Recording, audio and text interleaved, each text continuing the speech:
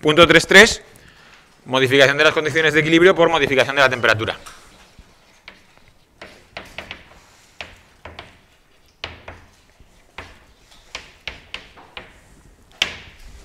Modificación de la temperatura. Vamos a establecer un criterio cualitativo para que sepáis si tira de derecha o izquierda, igual que hacíamos con la presión o con la concentración, ¿no? Y luego uno cuantitativo para que podáis cuantificar. Si os acordáis, el principio de Le Chatelier decía que cuando se modifican las condiciones de equilibrio en una reacción química, ésta siempre actuará intentando amortiguar ese cambio, intentando suavizar el cambio. Con la temperatura ocurre igual. Entonces, si tenemos una reacción que tiene un delta H negativo, si delta H es negativo es endo o exo, exotérmica.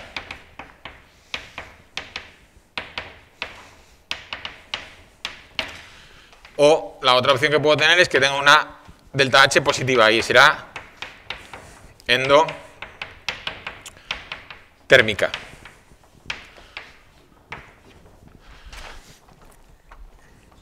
Si una exotérmica es que genera calor. Si baja la temperatura, ¿qué va a intentar hacer, entre comillas, la reacción? ¿Qué va a intentar hacer la reacción si está bajando la temperatura? Calentar más. Entonces, ¿hacia dónde va a ir la reacción? ¿Si es exo? Hacia la derecha, porque exo es como si el calor fuera un producto, ¿no?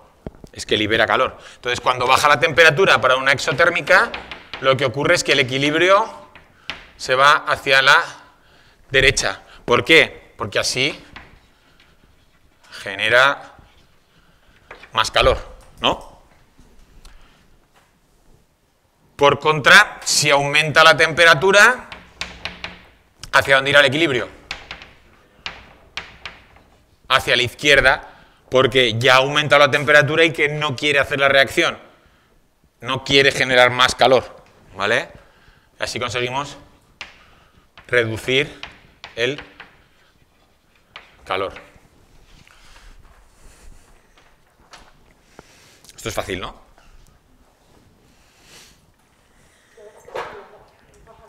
No, esto es fácil, esto sí es fácil, ¿eh? El Le Chatelier es fácil y suele caer, ¿eh? No, pero lo escribes. No ocurre nada. ¿Qué le pasa a una onda térmica si baja la temperatura?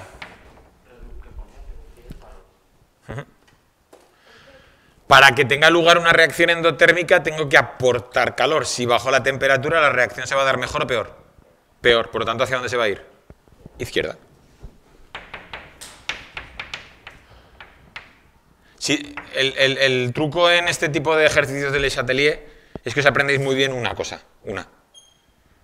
porque lo otro es lo contrario. Es decir, si yo me sé muy bien que si baja la temperatura, el equilibrio en una exotérmica va a la derecha, a partir de ahí ya puedo construir el resto.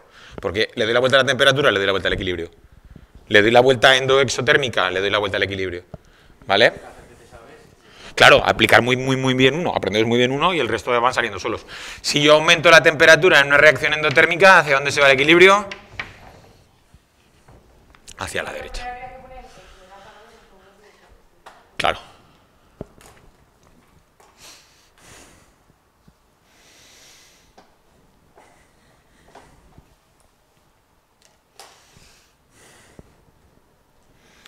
Este es el criterio cualitativo para saber cómo se ve afectada las condiciones de equilibrio al modificar la temperatura en una reacción química.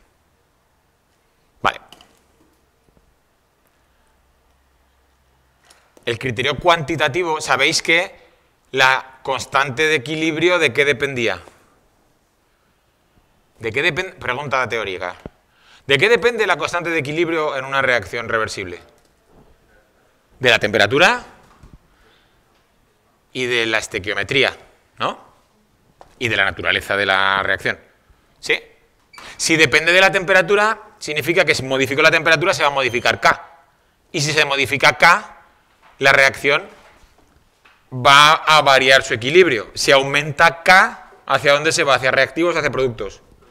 Hacia productos. Y si disminuye K, a reactivos. Entonces, si yo toco el número de K, va a moverse ese equilibrio derecha o izquierda. ¿Sí? ¿Sí? Vale. Puedo borrar esto de aquí, ¿verdad? recordar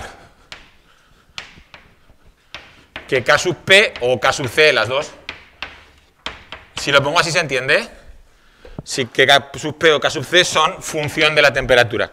Es decir, dependen de la temperatura. Si nos gusta esto, ponéis depende de la temperatura.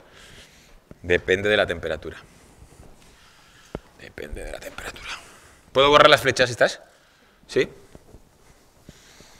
K sub P o K sub C dependen de la temperatura.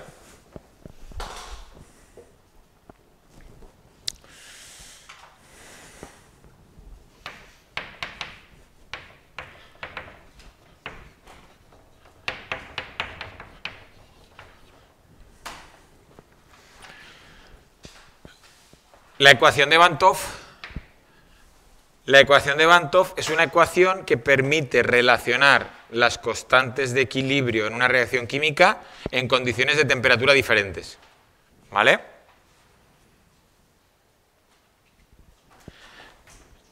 Voy a ponerla.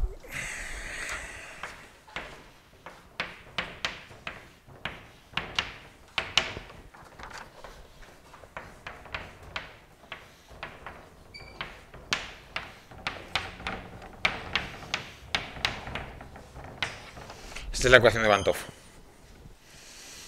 ¿Vale? La ecuación de Van 't Hoff permite que, conocida la constante a una temperatura, puedo calcular la constante a otra temperatura.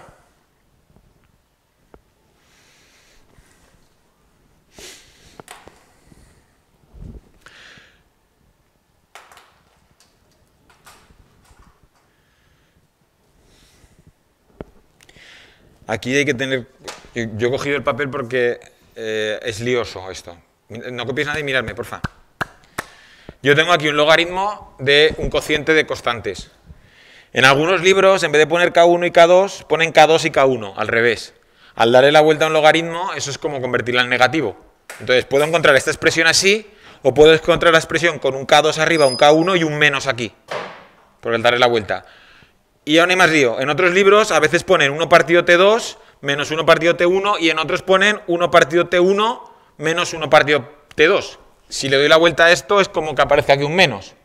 Entonces en algunos libros puede aparecer K1, K2 menos T1 y T2. ¿Me habéis seguido? Y en otros libros ponen K2, K1 y T1, T2 y esto es positivo. Entonces, cuidado, aprendeos una, la que queráis.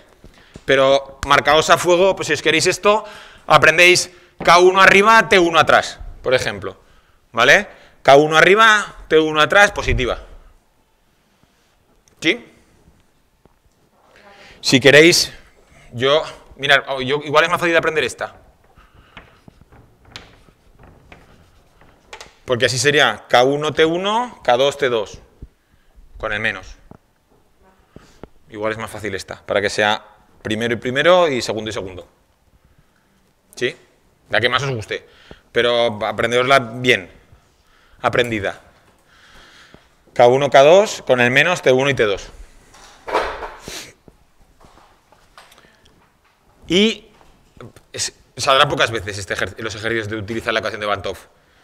Pero si sale es aplicar la formulita. Solo hay que tener cuidado con eso del signo que os he dicho y con otra cosa más. Y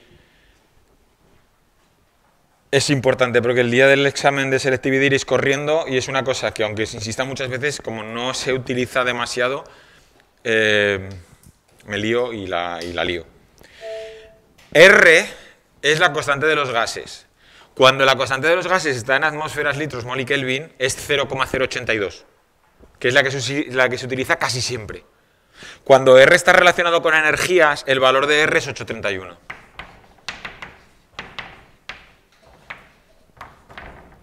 Ese valor de la constante cambia. En el examen, si aparece utilizar la ecuación de Van 't Hoff en el examen, os van a dar el valor de R seguro. Las constantes nos las dan, seguro, sí. Lo que pasa es que como ese R de 0,082 lo usamos tantas veces, vais corriendo y claváis el 0,082 y está mal. ¿Vale? Porque estos son julios y aquí no puedo poner atmósferas, litros, mol y Kelvin, no cuadra. Tengo que buscar una R que esté en expresión de julios y es 831. ¿Sí? Os la darán, pero si vais corriendo, vemos este R y claváis ahí el 0,082 y no. ¿Vale? Cuidado. Vale, vamos a poner un ejemplo de aplicación. ¿De qué? De esta reacción. ¿Y qué puedo hacer o qué tengo que hacer?